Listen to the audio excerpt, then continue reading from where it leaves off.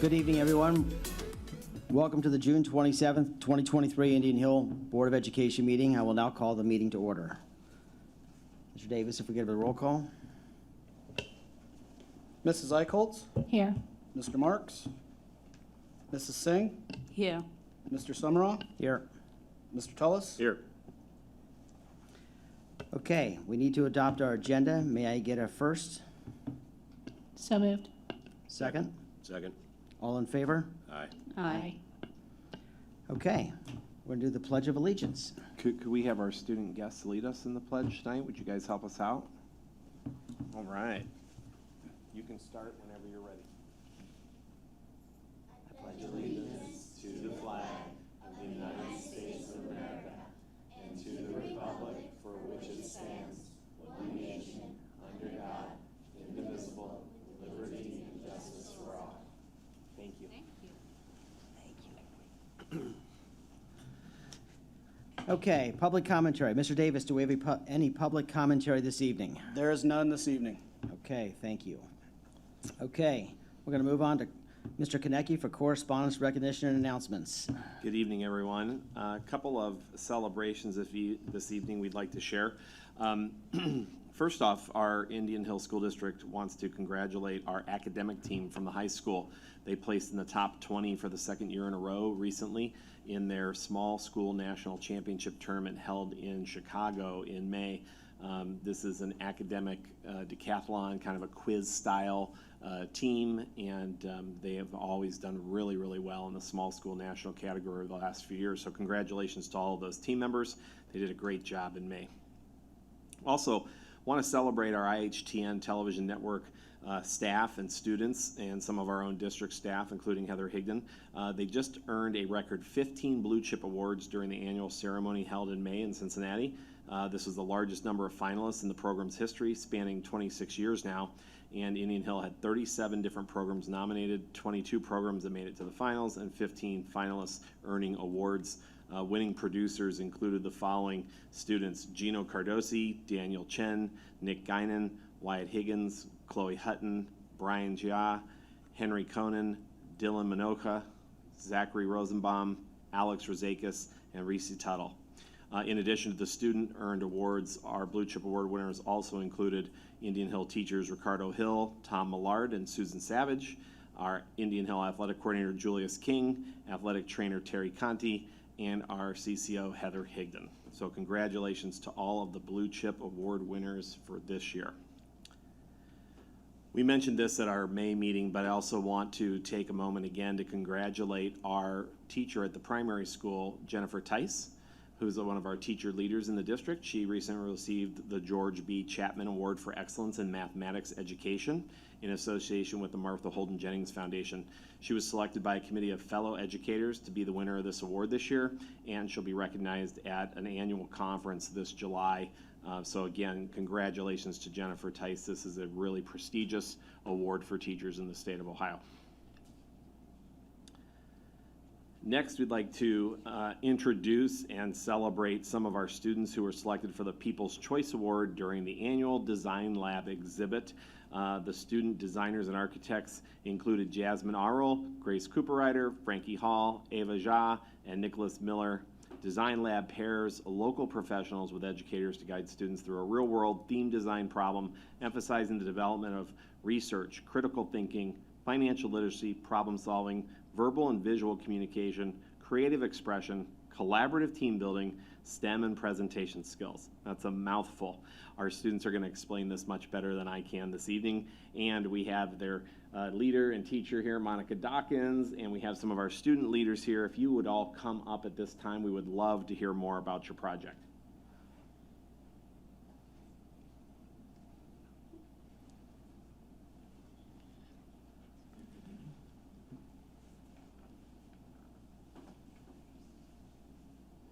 So, our theme for this architectural project was an amusement park. We made a double-decker amusement park. We only have the top layer here.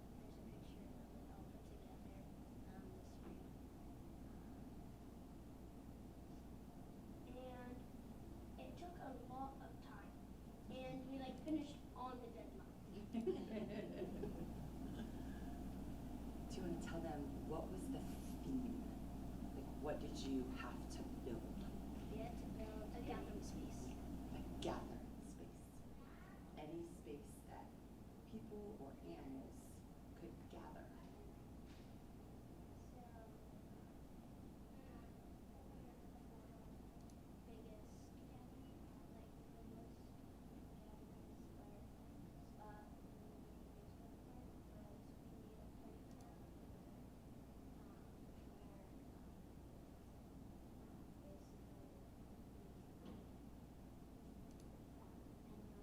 party camp.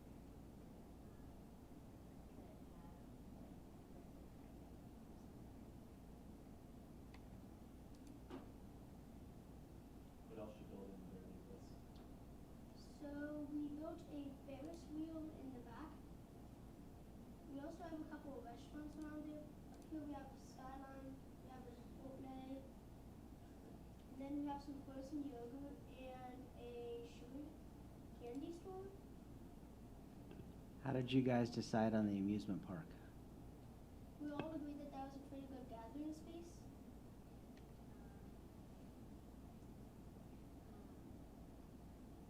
What did you guys use to build it? Recyclable materials. Most of these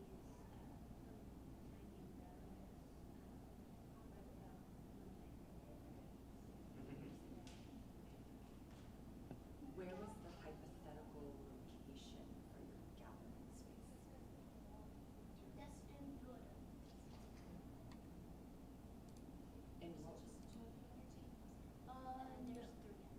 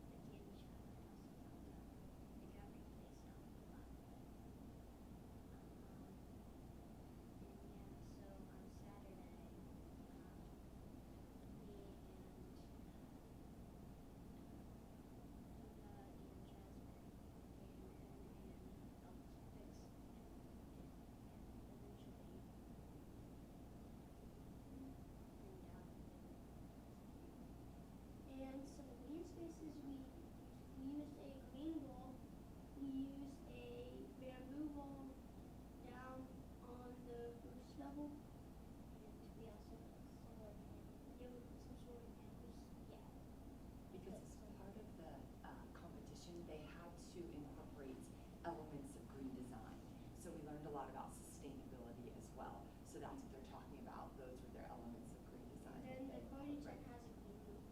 Yeah. We think that the award they won is really special because there are over 2,000 kids in the city that participate in this. But they are separated by grade bands. So we were in the 3 to 5 grade band. And within each grade band, they do award specific like theme awards. So while we did not earn one of those particular awards, what they did earn is called the People's Choice. And so these were on display at Newport on the Levee for an entire week. And so total community members could just come and view these. And they only give out one People's Choice Award. So if you were a passerby, near the exit, there's like a voting box that you could say, you know, we really loved Wonder World.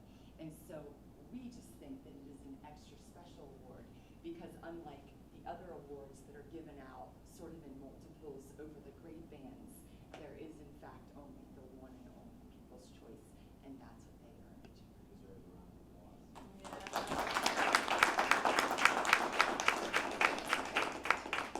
Excellent job, and we have some certificates here for you too, and we appreciate you coming. Grace, Nicholas, thank you so much for presenting tonight. Anything else you want to tell the crowd about your project? We'll get a picture and make sure that we share this with the world, if that's okay with you two? Okay. I've got one more question before we're done. One question and a comment. My question is, do your parents now have to take you to Kings Island or another amusement park to compare your final result versus the real thing? But also a thank you to Monica, your team. We've talked about it a lot, the investment that the school makes in our STEM program, starting at the primary school level. These things don't happen in a vacuum, and starting that early and having it prevalent in every class continues to be great, and it's really fun to get to celebrate these. So congratulations. Great job tonight. Thank you.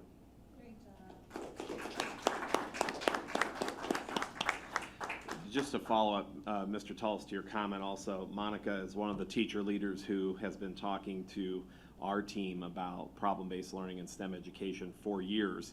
I can remember one of the first conversations I had in this district 5 years ago was with Monica talking about how this was the way of the future and we needed to make sure we were doing this K through 12. So thank you, Monica, for all your work in the STEM world. You're one of the STEM stars here. Awesome. So I wish our next, congratulations. I wish our next presentation was going to be as exciting, and it's going to be a hard act to follow, but we have our partners here from Aramark tonight, and they're going to come up and share some information with us. Good luck. No pressure. No pressure. No, thank you very much for having us here tonight for us to, kind of share what's happened over the past school year, also give you a preview for next school year. I am Justin Cruz. I am the Vice President of Operations for Aramark. With me tonight, we have Frank Korvitich, who's the General Manager that supports on the ground each week. And then we have Peter Wen, who is the new Food Service Director that is on site every day supporting our students and supporting our meal program. So what we prepared for you tonight is a little introduction of Peter to you, a glimpse into what happened last year, and then what to be excited about for next school year. So I'm going to turn it over to Peter. Thank you, Justin. It's like following the Beatles. Nobody's paying attention, which is good. So my name is Peter Wen. I've been in Cincinnati for about 30 years. Married a West Side girl, so this is all they're going to bury me. I got a day pass across 71, but come sundown, I got to get out. 35 plus years in every aspect of food service, higher education, healthcare, senior living, restaurants, business and industry. But this is my first foray into K-12. Very excited about it because it's kind of the last area, but also I was very active in my son's elementary, middle, and high school. My wife works in Butler County Schools, and so it's something I've always been involved in. And growing up the son of a college professor, education has been at the forefront of my entire life. As you can see, I've continued my education after got my undergraduate degree, and learning for the sake of learning is something I enjoy. And I really look forward to getting involved in each one of the buildings and working with the teachers and educating our students on nutrition and healthy eating and just being around the young people. It's just the 6 weeks I've been here. I was previously in senior living, so it's a little bit of a change for me. So I appreciate your time. Thank you. Frank? Good evening, everyone. Again, my name is Frank Forwardich. I'm the general manager for Aramark for the state of Ohio. I travel down here and support Peter about once a week. I just wanted to touch base on a few of our initiatives for the last school year. Going in hand with STEM, I mean, one of the biggest projects was a 4th grade project that we did with Mrs. Cannon's class, where our former food service director met with the students. They had a project where they had to develop a menu. They had to cost it out. It had to meet the nutritional guidelines for the USDA. It had to be reviewed. They had to meet with the director and ask questions to make sure everything was in line. And then we then prepared the food and served it to the school. The students chose a salmon dish, which, again, it's not something typical that we serve in K-12, but we served salmon to all the students at the school. And to our surprise, it was a huge hit that we practically sold out, had to go back and cook more and just keep it coming out. So it was awesome to see the excitement and to see how math and education and food service like came together, and then the students were able to see the product served and eaten. So Aramark has an ACE program that deals with K through 5 education, with nutrition, what to eat, what not to eat, proper, to get your rest, activity, all those kind of things like that. Part of the USDA regulations that we need to present to the board and supply documentation that all of our menus at the USDA program at the primary and the elementary meets the USDA guidelines. So all of our meals must have 5 components: a fruit, a vegetable, a grain, a protein, and a milk. The students must take 3 of those. One of those must be a fruit or a vegetable in order to qualify for a lunch. All of our menus are run through a computerized program through Aramark to meet the second half of the guidelines for calories, sodium, different things like that the state gives us. So, and again, all of those meet, and I think they're on the next slide. Yep, so that's the bottom part there is the nutritional analysis for a week, and we do that for our 5-week cycle menu. Primary school, we serve 25,328 meals. Elementary, 27,972 meals. Again, those are the guidelines. The bottom link there is a program I'd just like to bring to everyone's attention is NutriSlice. It is an app that anyone could have on their phone that links directly to our menus, which gives parents, students, all the nutritional on all of our products. So if you click on a chicken tender, it will show you what that's made out of, all the ingredients in it. Parents are able to put any allergens that their student may have, and it will cross off every one of the items on our menu that has those allergy type items, such as egg or whatever it may be. A question. So is that an app that parents can Yes. have these things? Mhm. And then it is in their records so that you can see where they are? Like what allergies they have? Is that what it is? Yes, so the parent would click on, like if they had a fish allergy, they would click on the fish icon, and then it would cross anything off that had shellfish or fish on our menu. So the parent would know that they should not eat that. And that's out there now. It's Nutrislice.com. If you could just, You can reach it through our website and our app also. or through Apple or whoever, just you can put Nutrislice and then look for Indian Hill School District. At the high school, middle school, which is not on the USDA program, our revenue, we did about $360,000. We are very excited about the new serving line that we have implemented in the high school cafeteria. One of the highlights of the year was Black History Month, where we featured a recipe from 13 Aramark Black chefs across the country for the week of February. You can see that bottom left-hand picture are all of their pictures and resumes, and it was over the entryway to the cafeteria. So students, as they waited in line, could read about the chefs and the recipes and things like that we were serving that week. Kirk, or Nick or Jim, I've asked this question before, and I just don't remember the answer. Why is it we shift the middle school and the high school to the non-USDA program? I know there was a reason for it. I recall it being a good reason. I just can't remember.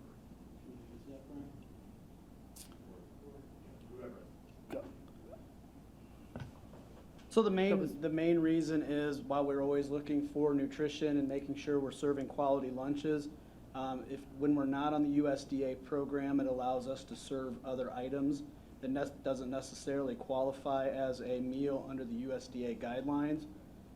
For example, that line that they're talking about, the new serving line, that may or may not be something we would be able to do if we were still under the USDA. More flexibility to offer more. Absolutely. Yep. And there's like larger portions, such as at the elementary schools, they have to have a half a cup of fruit, a half a cup of vegetable, 2.5 ounces of protein, those kind of things like that. When you're off the program, you can serve bigger portions and things like that as well.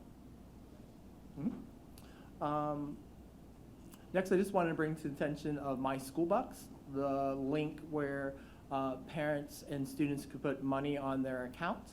Again, parents have control of this from home. Parents could also at any time reach out to Peter and put any limitations they want on their student's account. And we're able to go in from behind the scenes and say, if I only want my child to spend $5 a day, we're able to do that behind the scenes. If the parent doesn't want their child to have cookie or something like that, we're able to put a note. So when the child puts in their number, it pops up on the screen, and the cashier sees no cookie for Johnny.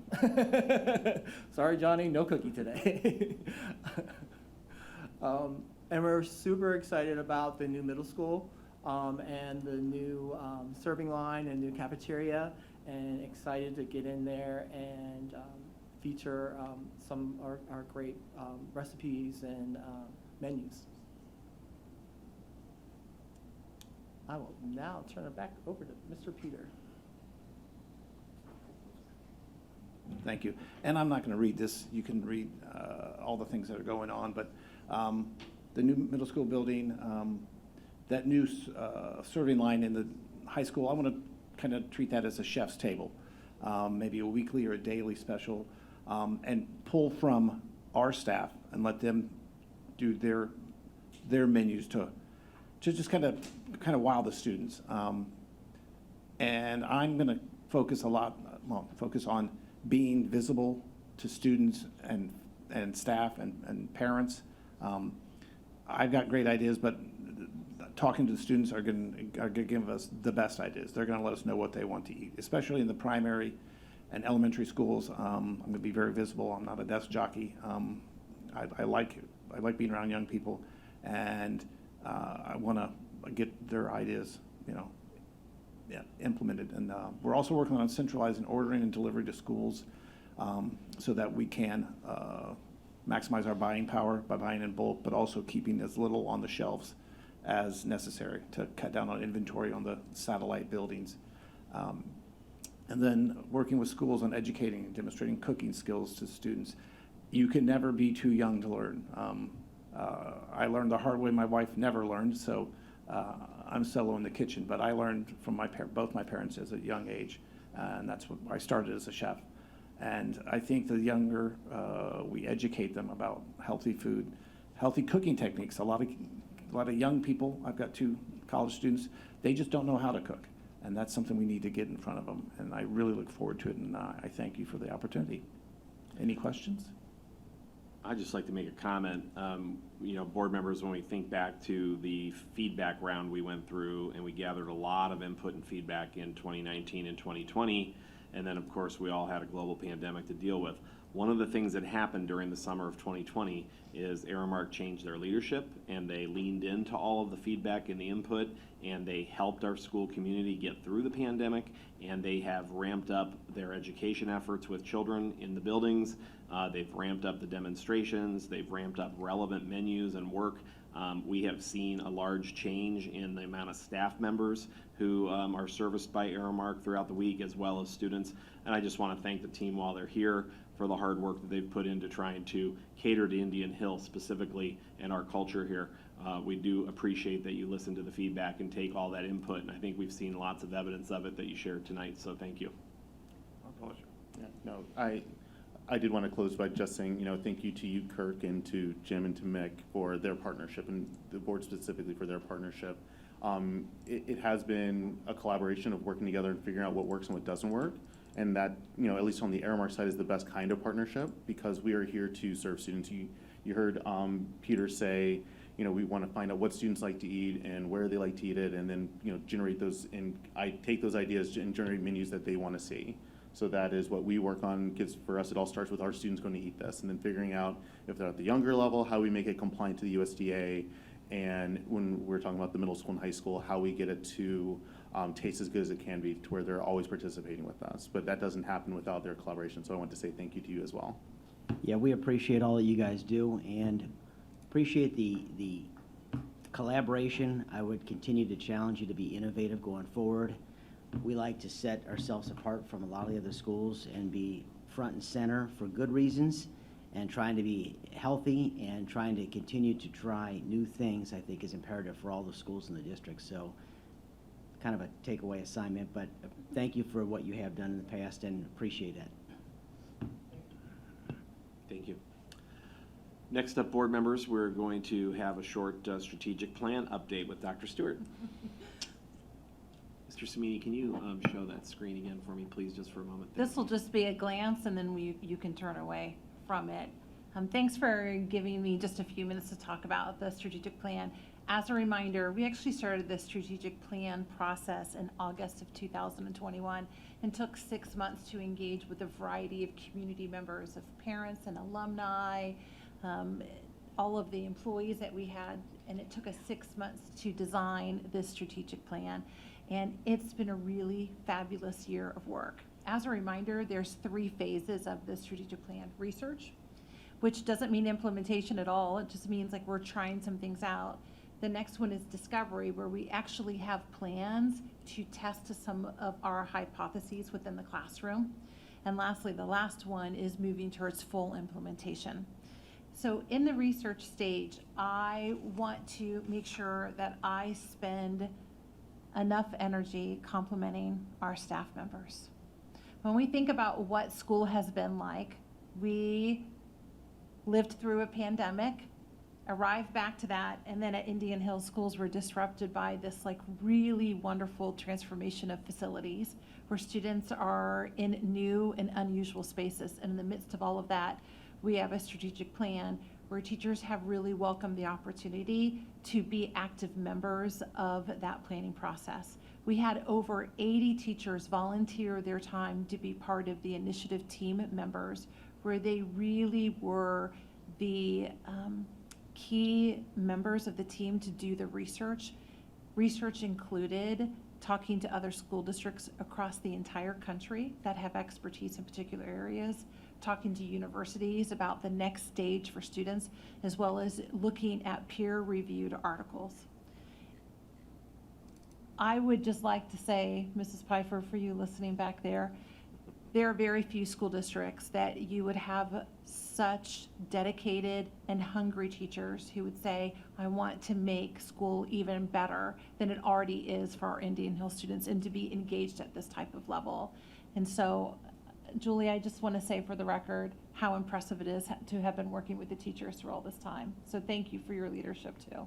I appreciate it.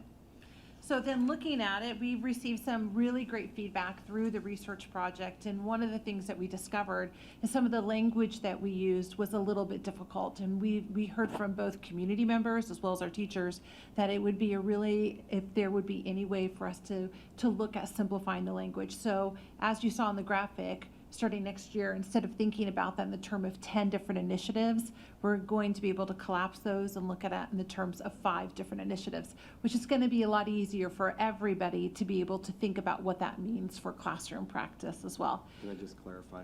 Yes. Yeah, and when we talk about going from 10 to 5, we're not really collapsing from 10 to 5, but we've also checked a couple of initiatives off the list, including streamlined communications and, of course, creating new spaces, which Dr. Stewart referenced. There was a lot of work and a lot of employees who went into giving input into creating new spaces, as we're seeing happen in front of us. All of that time and energy, administrators, teachers, classified staff members, as well as community members, and the input we received on communications and how to target our strategic communications plan really helped us move forward last year. So those are things we'll continue to work on improving at all times, but really we feel like we've taken care of some of those initiatives. So when we look at what's going to happen, there's 2 things that are happening simultaneously at this very moment. The first one is we are still in the midst of collecting data about what has happened in the last year. So just as like a little bit of a preview, one of the initiatives that we've been talking about is student agency. And during that time, we've been able to really craft a strong definition of what student agency is. We're able to describe what it is and what it isn't in practical terms, as well as look at all the different ways that in the classroom we're trying some new things. So as an example, we had 3,786 instances of trying new ways to incorporate student agency within the classroom just this year, just during the stage of research. So we're collecting all of that information right now in a summary, and at the same time we're collecting that information, we were thinking about how to create that information in a way that we can make sure that every single resident within Indian Hill Schools is receiving information on our progress. So with the help of our fantastic Chief Communication Officer, Heather Higdon, we're creating a graphic that we will be able to deliver to every single resident in August that gives a summary of what's happened during the school year and what people can expect in the future. That includes some great examples of how we're already shifting some of our practices now, as well as what you can expect in the future. One other comment I'd just like to make, I think board members, you're well aware of this, but I want to thank Mrs. Eichholz, Mrs. Singh. They were a part of the steering committee. They also came to the listening session we had with the community members in early February. We're going to continue that feedback cycle annually, where we're going to give people from the community a chance to weigh in. We're going to continue to lean into input from our faculty and staff as we move forward. And I think the evidence that we saw this year with the STEM designations is just 2 amazing examples where an entire building culture and all of the staff and students in the building, as well as their parents, can celebrate an achievement that has come out of years that led to the strategic plan and practices that were already in place in the district that we're now refining and making better through research and discovery and implementation. And that is something that everybody in the school community should be proud of. And I think we've had some great examples so far, and we'll look forward to some more in the future. I just have a clarification question, and I've been pretty close to this. But so ongoing, a lot of strategic plans are 5 years, whatever. Do we really have a plan for it to be like a rolling, ongoing, or will you just start again in 5 years? Well, go ahead, but you were going to say something, Dr. Stewart. I'll say something after you. We've tried to be very organic through the process and to make sure that we're really thinking about who we're designing this for and that their voices are part of it. So we've been really flexible, and we have said all along though it's a 5-year plan, we might determine through this that there are some initiatives that we need more than 5 years worth of time to truly get towards implementation. Or there might be new information we gain during year 4 or year 5 that makes us stop and rethink it and edit that process. So in that way, we want to give ourselves the flexibility of really being good listeners and getting the feedback from our community, from our teachers, from our students, so that we can make the changes that we need to make based on that feedback. Yeah, I think that's a great way to say it. It's a journey, and I think the expectation from the board at the beginning was that we were going to be responsive. And so, you know, we don't want anybody to get ahead of their skis, and we don't want our staff to feel like that happens, and we also don't want to be reactive. So, you know, the day that we can't be proactive, I'm sure we'll work on a new plan. Until then, we have plenty of initiatives to research, and our teachers are doing a fabulous job. I just would point out one other piece of data that Melissa shared. 80 faculty members involved in teams throughout the year.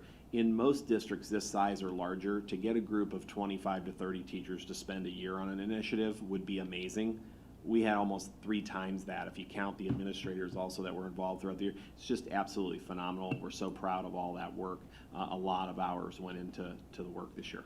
Lastly, I just would like to also publicly give credit to Dr. Kim Given. She's the coordinator of the strategic plan, and if it wasn't for Kim and all of the work that she puts in the organizations of those meetings, I truly believe we would not be where we are now. So thank you to Kim. Excellent. Melissa, thank you for your guidance and stewardship through this program. It's very evident that we're on the right path, and it's largely due to you leading the team through that. So I just want to thank you for your energy and enthusiasm. I second that. Moving on to the superintendent's. Kirk, if I could just, real quick, I know it's not a celebration, but I just wanted to make a comment, I guess, or express a note of thanks. The reaction that I saw at the school and everybody come together after Mr. Clark's passing the past month was nothing short of remarkable. Eric in the back, all the work he did on the memorial service we did, that was as neat of an event, that's not the right word probably, but as well done of an event that I've seen come together, and you could really feel the pride the school had and the community and the culture the school had. And that doesn't come from nowhere. That comes from things like the strategic plan, the culture of the school. And just wanted to express my gratitude for everything you guys did, everybody here in the room did, to support Jeff's family. Amy Clark's not here, but certainly a note of thanks for her for everything she did, and just how impactful and special I thought that moment was. So thank you. Thank you, Bear. And I think that everybody understands that we're all still grieving and going through a period of mourning with what we've dealt with. And the team has done an absolutely phenomenal job, as you said. And we were going to address this later, but we'll continue to think about Jeff and his family, and we'll continue to honor him moving forward, and appreciate everybody who was involved in the last few weeks. Okay.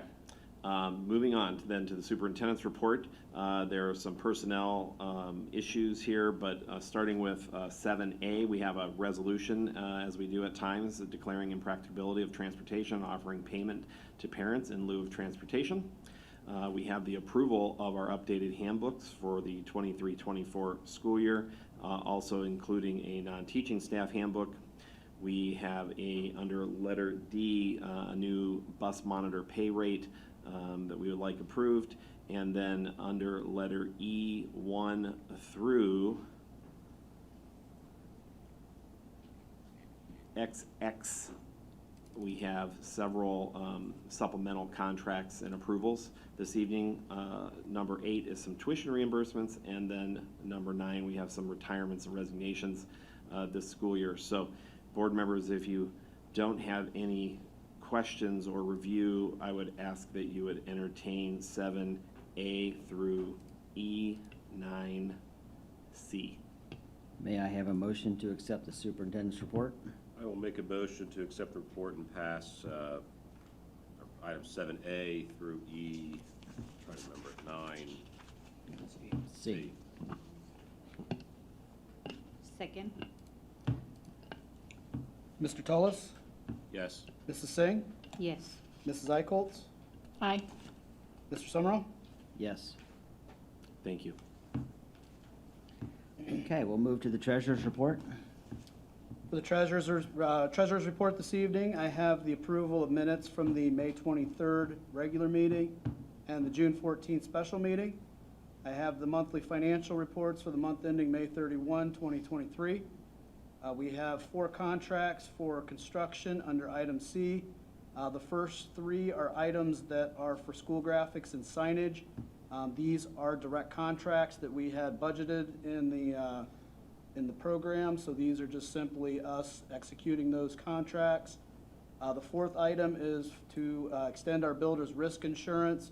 That was going to expire here at the end of June, so we need to move that forward.